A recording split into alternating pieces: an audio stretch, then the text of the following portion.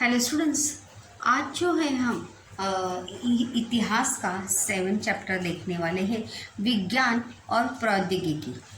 प्रौद्योगिकी यानी टेक्नोलॉजी, तकनीकी। विज्ञान यानी साइंस। तो हमने इसके पहले के चैप्टर में किस प्रकार से देश का आर्थिक विकास किस प्रकार से हुआ, शिक्षा के क्षेत्र में किस प्रकार से आर्थिक विकास हुआ, महिलाओं के उन्नति के लिए तथा अन्य दुर्बल घटकों के लिए सरकार ने कौन कौन सी नीतियाँ अपनाई है, और देश की प्रगति करनी है तो हमें सभी स्तर पर अपनी प्रगति होना जो है वो आवश्यक है।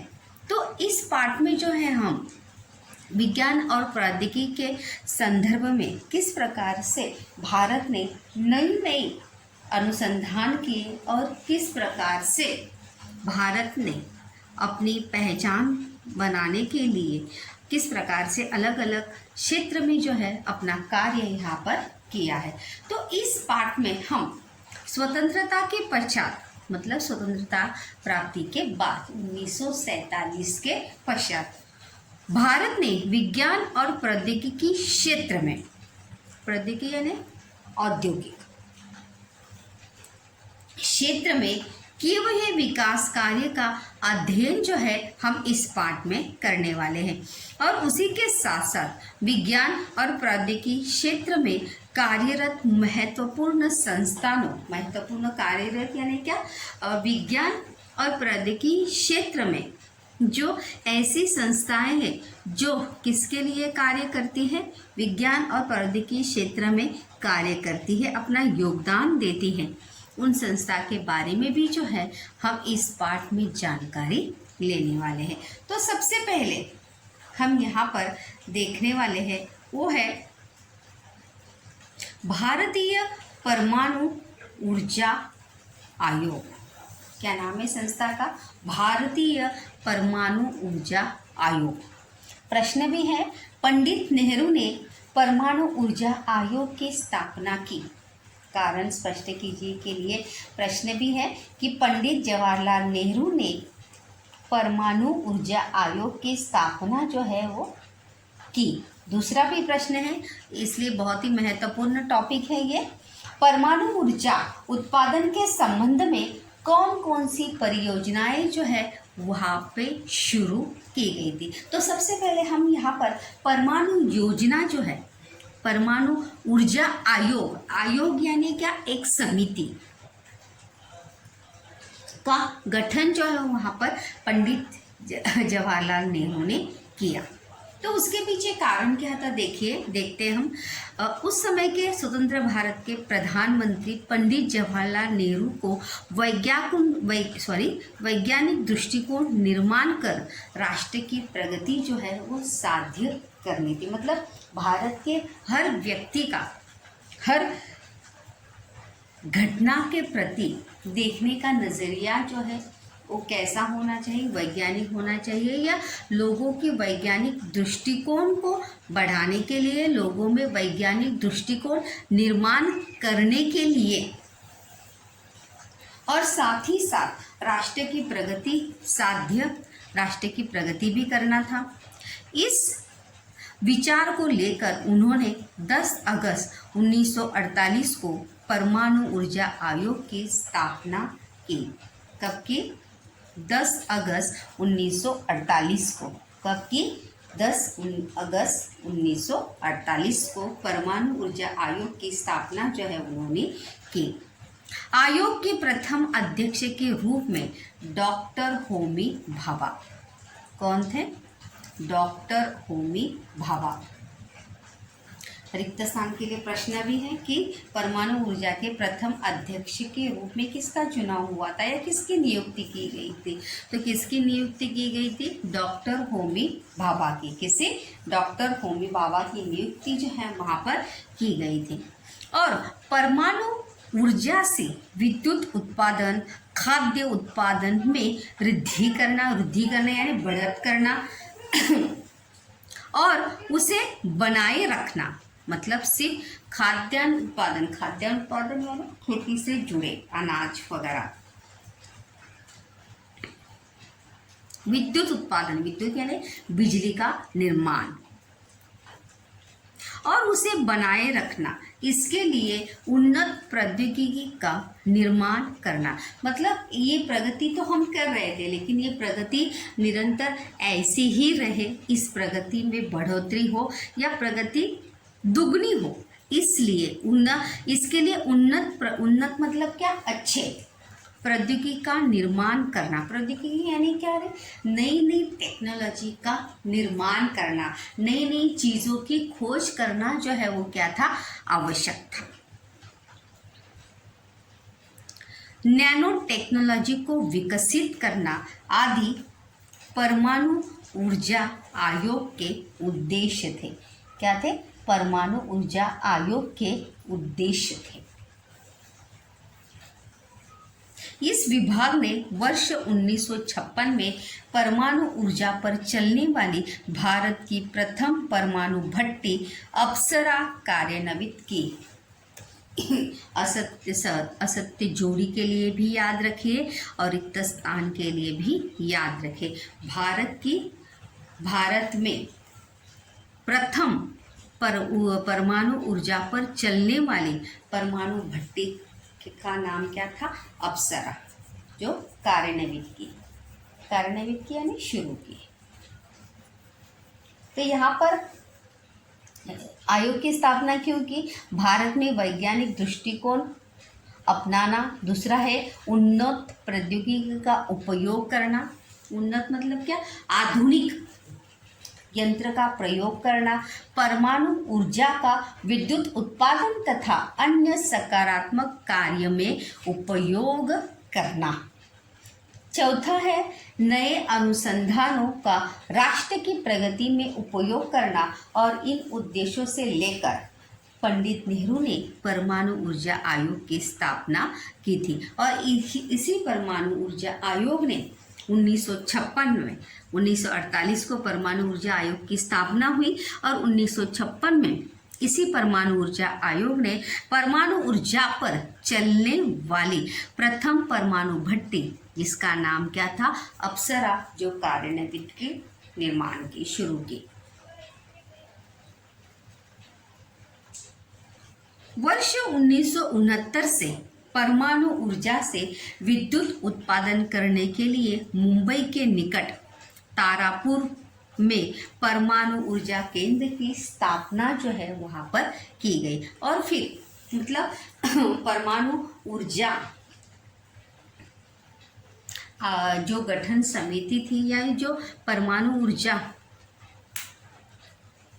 ने अपने अलग अलग क्षेत्र में जो है अपना कार्य उन्होंने शुरू किया था। तो उसी प्रकार से 1969 से परमाणु ऊर्जा से विद्युत उत्पादन करने के लिए यानी क्या, बिजली का निर्माण करने के लिए मुंबई के निकट तारापुर में परमाणु ऊर्जा केंद्र की स्थापना की गई।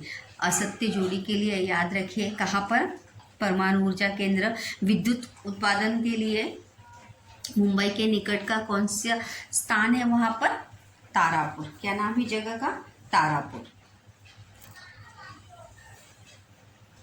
और वहाँ पर परमाणु ऊर्जा केंद्र की स्थापना जो है वहाँ पर की गई।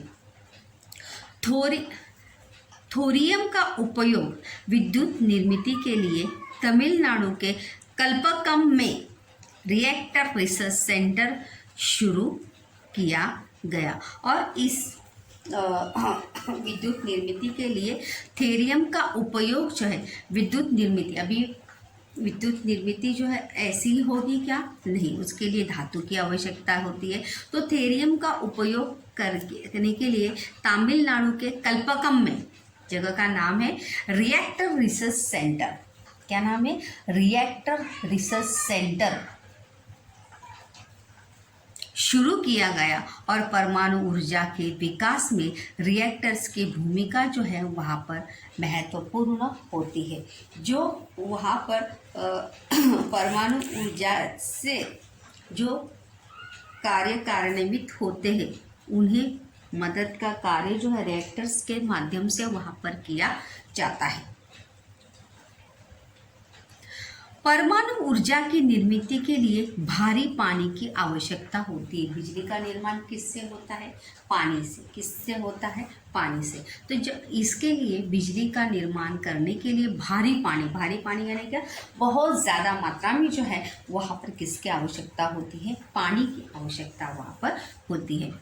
और इस भारी पानी के कारखाने वडोदरा, तालचेर, तुतीकोरिन, कोटा आदि स्थानों पर स्थापित किए गए हैं।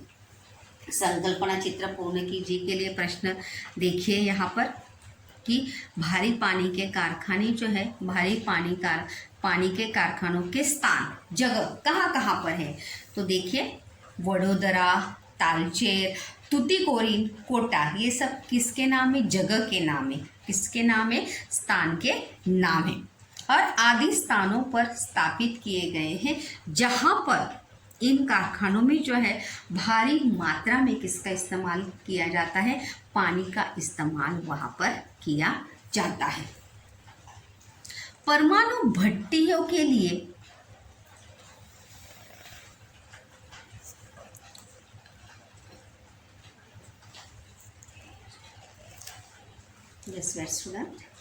परमाणु भट्टी के लिए, भट्टी यानी क्या? जो आग जलाते हैं ना, उसे कहते हैं भट्टी।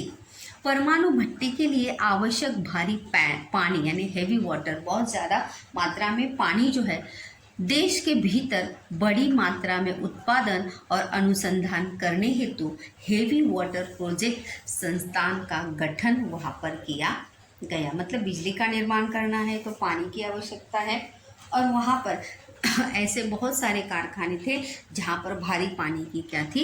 आवश्यकता थी। तो इस पानी की कमी को दूर करने के लिए बड़ी मात्रा में उत्पादन और अनुसंधान करने हेतु हेवी वाटर प्रोजेक्ट संस्थान का गठन वहाँ पर किया गया, और कालांतर में इस संस्थान का नामकरण हेवी वाटर बोर्ड के रूप में हुआ, जो पानी की आपूर्ति को पूरा करने का कार्य जो है वहाँ पर करते हैं। वैसे हम खुद पानी का निर्माण कर सकते हैं क्या? नहीं, लेकिन पानी को किस प्रकार से संचित किया जा सकता है, पानी का उपयोग किस प्रकार से हमें सही तरीके से करना चाहिए।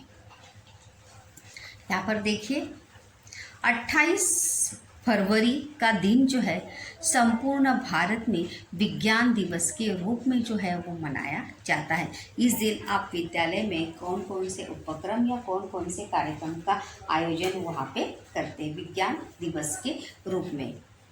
उसके बाद हम दूसरा पॉइंट देखेंगे, ध्रुव परमाणु भट्टी। क्या नाम है? ध्रुव परमाणु भट्टी। प्रश्न भी है, ध्रुव परमाणु भट्टी के विषय में जानकारी लिखिए कि क्या है ध्रुव परमाणु भट्टी, किसे कहते हैं? मुंबई के समीप तुर्भे, आपने सभी सुना होगा, न्यू बॉम्बे में तुर्भे एक जगह है जहाँ पर मुंबई के समीप यानी क्या? नज़दीक, करीब। तुर्भे में वर्ष 1985 में पूर्णतः भारतीय बनावट की ध्रुव परमाणु भट्टी जो है वो प्रारंभ की। ये पहला पॉइंट उसमें आएगा, ध्रुव परमाणु भट्टी की जानकारी लिखिए में। ये this is a first point कि मुंबई के समीप तुर्भे में वर्ष 1985 में पूर्णतः भारतीय बनावट की मतलब जिसका निर्माण जो है भारत के वैज्ञानिकों ने किया है। ध्रुव परमाणु भट्टी प्रारंभ की गई। यूरेनियम धातु का ईंधन के रूप में उपयोग करने के लिए ध्रुव परमाणु भट्टी का बड़ी मात्रा में उपयोग होता है। यहाँ पर किसका निर्माण होता है? इस परमाणु भट्टी में यूरेनियम धातु का उपयोग ईंधन के रूप में जो है वहाँ पर किया जाता है। ईंधन का भी अर्थ क्या है? जो हम जलाने के, ईंधन यानी क्या? ज्वलनशील पदार्थ। तो इस धातु का उपयोग जो है ईंधन के रूप में बड़ी मात्रा में वहाँ पर किया जाता है। तुर्भे केंद्र में लगभग 350 किरणोत्सर्गी पदार्थों की निर्मित की जाती है। कितने पदार्थ की निर्मित की जाती है? किरणोत्सर्गी 350। सोचिए की जाती है और उनका उपयोग उद्योग, कृषि और चिकित्सा क्षेत्रों में वहाँ पर किया जाता है। चिकित्सा क्षेत्र यानी क्या? डॉक्टरी क्षेत्र में, उसी के साथ साथ खेती में और बड़े बड़े कारखाने में, उद्योग धंधे में, वहाँ पर इसका उपयोग जो है किया जाता है। किरणोत्सारी पदार्थों का जो निर्माण वहाँ पर होता है। अगला पॉइंट है nuclear power corporation of India. इसके ऊपर भी आधारित प्रश्न है। NPCIL कंपनी किन उद्देश्यों के लिए स्थापित की गई थी? ये कंपनी उद्देश्य स्थापित करने का क्या उद्देश्य था? NPCIL nuclear power corporation of India परमाणु ऊर्जा से बिजली उत्पादन करने के लिए वर्ष 1900, ये पहला पॉइंट आएगा इसमें, विद्युत उत्पादन वर्ष 1987 में इस कंपनी का गठन किया गया। पहला इसका उद्देश्य क्या था? विद्युत उत्पादन करना। इस कंपनी का उद्देश्य क्या था? मुख्य उद्देश्य क्या था? विद्युत उत्पादन करना। कंपनी के उद्देश्य सुरक्षित, सस्ती और पर्यावरण दृष्टि से लाभदायी विद्युत उत्पादन का तकनीकी विज्ञान सिद्ध करना और उसे विकसित कर देश को आत्मनिर्भर बनाना था। मतलब जिस ऐसी बिजली का निर्माण, ऐसे विद्युत का निर्माण हम करें जो क्या हो? सुरक्षित भी हो, सस्ती भी हो, मतलब और पर्यावरण दृष्टि से क्या हो? लाभदायी। मतलब उसके निर्माण से या उससे, उसके उपयोग से पर्यावरण को कोई हानि ना हो और हमारा देश जो है तकनीकी दृष्टि से क्या है? बने, आत्मनिर्भर बने, स्वावलंबी बने। मतलब उसे बिजली के लिए किसी और पर निर्भर होने की आवश्यकता बिल्कुल ना पड़े। तो यही आत्मनिर्भर बनाना, यही उसका क्या था? मतलब इस प्रौद्योगिकी क्षेत्र में के संदर्भ में अपने देश को, भारत देश को आत्मनिर्भर बनाना, यही इस कंपनी का क्या था? उद्देश्य था। उसके बाद दूसरी बड़ी हम घटना यहाँ पर देखने वाले हैं, वो है परमाणु परीक्षण। क्या है? परमाणु परीक्षण। आपने सभी ने सुना भी होगा कि पोखरण में प्रथम परमाणु परीक्षण जो है वहाँ पर किया गया। देखिए, होमी सेठना के नेतृत्व में। प्रश्न भी है परमाणु क्षेत्र इसके बारे में।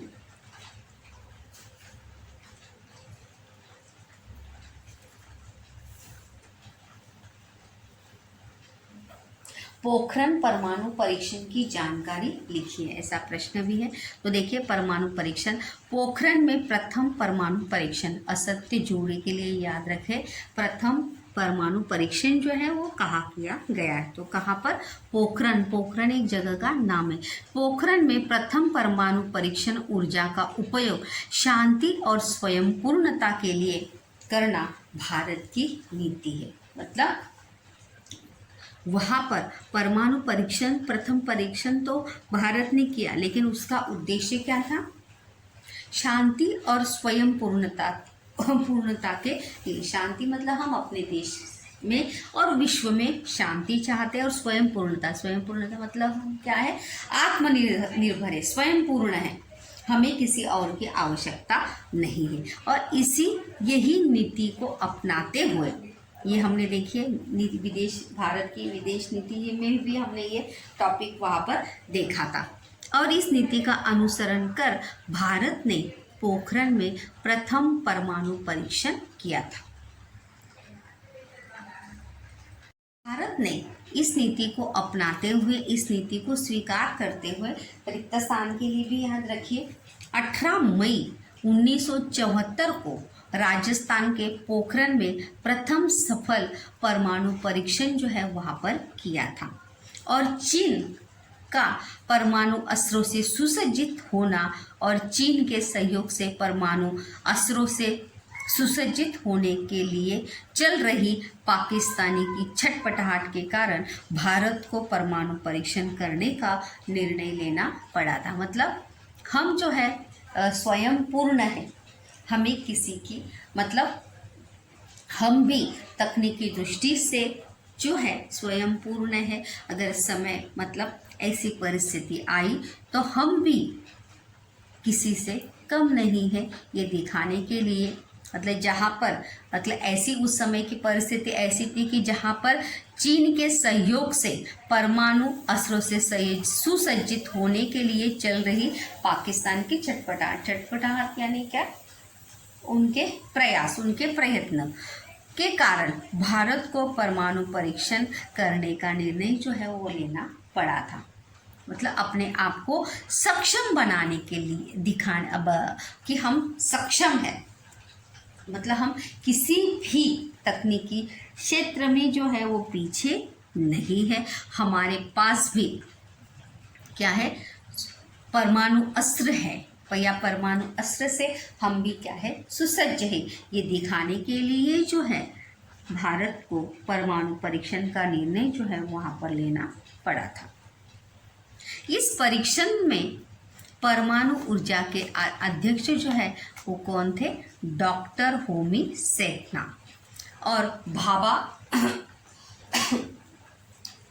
रिक्त स्थान के लिए और असत्य जोड़ी के लिए याद रखिए कि परमाणु परीक्षण के अध्यक्ष जो है वो कौन थे, डॉक्टर होमी सेठना वो अध्यक्ष थे और भाभा पारमाणिक अनुसंधान केंद्र के निदेशक डॉक्टर राजा रामन्ना का महत्वपूर्ण योगदान जो है वहाँ पर प्रथम पोखरण परमाणु परीक्षण में था। प्रधानमंत्री इंदिरा गांधी ने परमाणु विस्फोट परीक्षण का निर्णय उस समय लिया था और मनुष्य बस्ती से अति दूर और भूगर्भ में जहां आसपास पानी का संग्रह ना हो, इन दो निष्कर्षों के आधार पर राजस्थान के पोखरण के स्थान को जो है वहाँ पर चुना गया। तो जाहिर सी बात है जब परमाणु परीक्षण होगा या परमाणु विस्फोट होगा तो उसमें क्या हो सकती है, मनुष्य हानि वित्त हानि ज़्यादा हो सकती है, प्रकृति को नुकसान हो सकता है, पर्यावरण को नुकसान हो सकता है।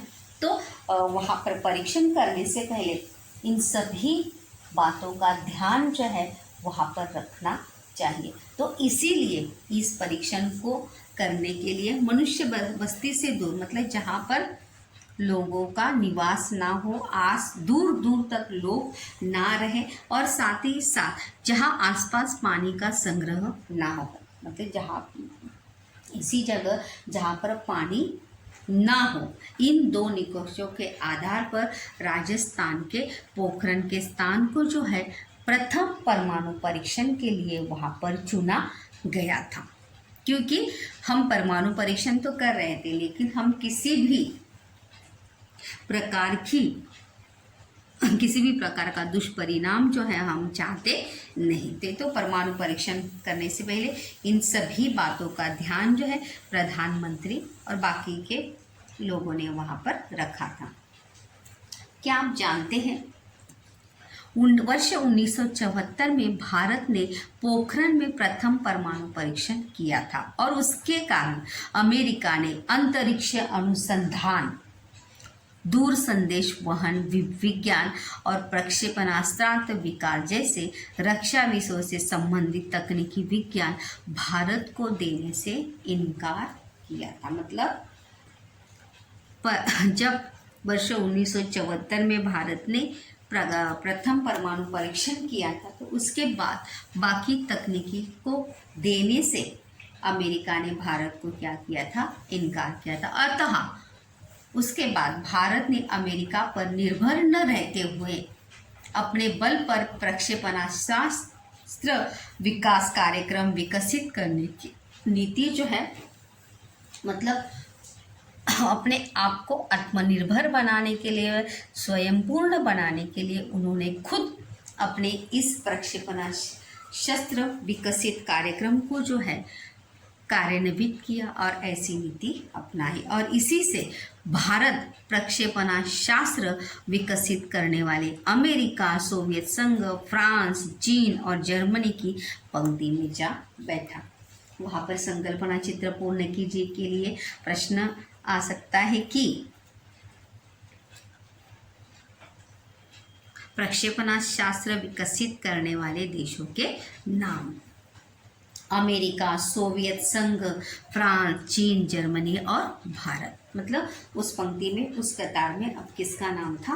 भारत का भी नाम था। प्रथम परमाणु परीक्षण तो वहाँ पर 1974 में हुआ, लेकिन उसके बाद दूसरा परमाणु परीक्षण जो है 11 मई 1998 में भारत ने अपनी परमाणु अस्विज्यता सिद्ध करने के लिए पोखरण में दूसरा परमाणु परीक्षण किया। मतलब दूसरा परमाणु परीक्षण भी कहाँ पे हुआ था? पोखरण में ही हुआ था, 11 मई 1998 में। याद रखिए, रिक्त स्थान के लिए असत्य जोड़ी के लिए। किस बात को सिद्ध करने के लिए?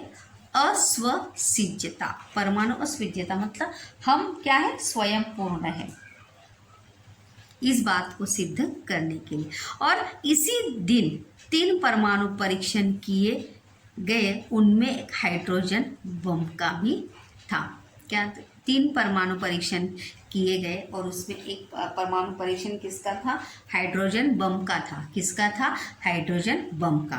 प्रधानमंत्री अटल बिहारी, उस समय के प्रधानमंत्री अटल बिहारी वाजपेयी ने आश्वस्त कराया, भारत प्रक्षेपणास्त्र का पहले प्रयोग नहीं करेगा। और उस समय के प्रधानमंत्री अटल बिहारी वाजपेयी ने विश्वास दिलाया या कि भारत पहले कभी भी ऐसे प्रक्षेपणास्त्रों का प्रयोग जो है वो करेगा नहीं। लेकिन परंतु अगर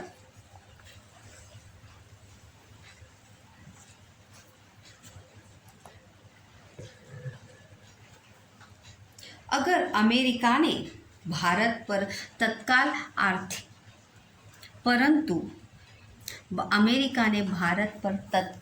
आर्थिक प्रतिबंध लगाए।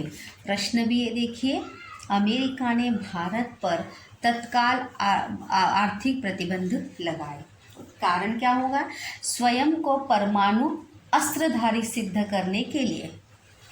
मतलब हम भी प्रक्षेपणास्त्रों का निर्माण कर सकते हैं, इस बात को सिद्ध करने के लिए भारत ने 11 मई 1998 में पोखरण में दूसरा परमाणु परीक्षण किया। एक हाइड्रोजन बम सहित 3 परमाणु परीक्षण जो है वहाँ पर किए गए थे।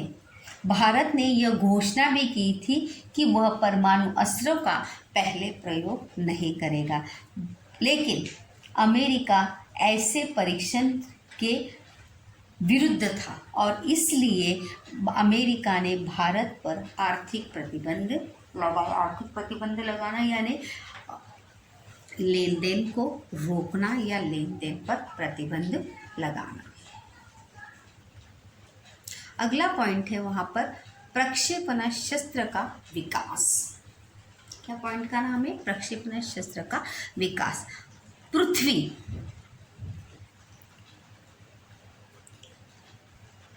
ये प्रक्षेपणास्त्र का क्या है? नाम है।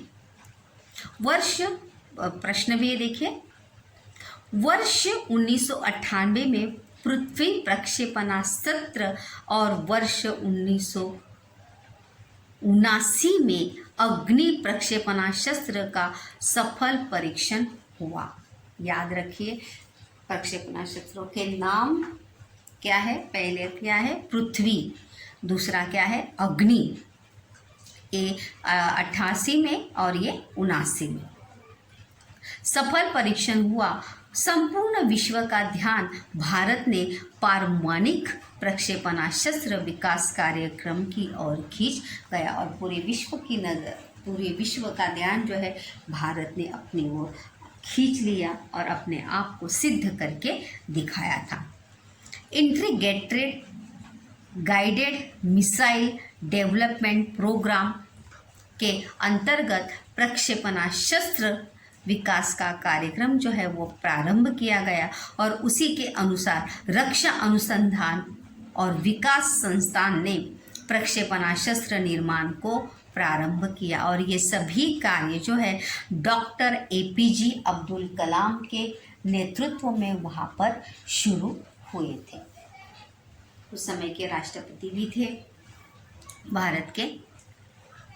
पृथ्वी एक जमीन से जमीन पर मार करने वाली मिसाइल थल सेना को, पृथ्वी 2 वायु सेना को और पृथ्वी 3 नौसेना को सौंपी गई है।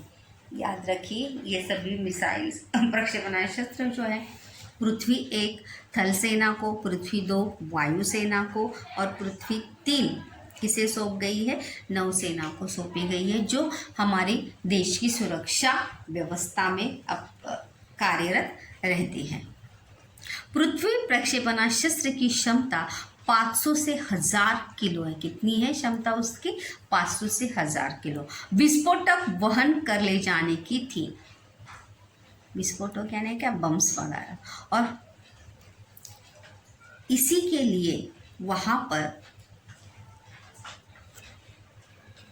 क्या आप जानते का प्रश्न देखते हैं। क्या आप जानते हैं भारत सरकार ने रक्षा विभाग के अंतर्गत वर्ष 1958 में रक्षा अनुसंधान और विकास संस्थान DRDO की स्थापना की थी और रक्षा विभाग से संबंधित साधन, उपकरण और शस्त्र अस्त्र के विषय में देश को क्या किया था? आत्मनिर्भर बनाना इस संस्थान का क्या था? उद्देश्य था। और वर्ष 1983 के पश्चात डॉक्टर APJ अब्दुल कलाम के मार्गदर्शन में इस संस्थान द्वारा अनेक प्रक्षेपणास्त्र, जिसे मिसाइल्स हम कहते हैं, मिसाइल्स मैन जिसे कहा जाता है, डॉक्टर अब्दुल कलाम को विकसित कर दिए। और निर्माण में डॉक्टर अब्दुल कलाम का जो है बहुत ही महत्वपूर्ण योगदान है और इसीलिए डॉक्टर कलाम को प्रक्षेपणास्त्र कार्यक्रम के जनक तथा मिसाइल मैन भी उन्हें कहा जाता है। तो इस प्रकार से भारत ने परमाणु क्षेत्र में या परमाणु किस प्रकार से अपनी निर्मित की थी और अपने आप को स्वयं पूर्ण आत्मनिर्भर भारत ने बनाया था।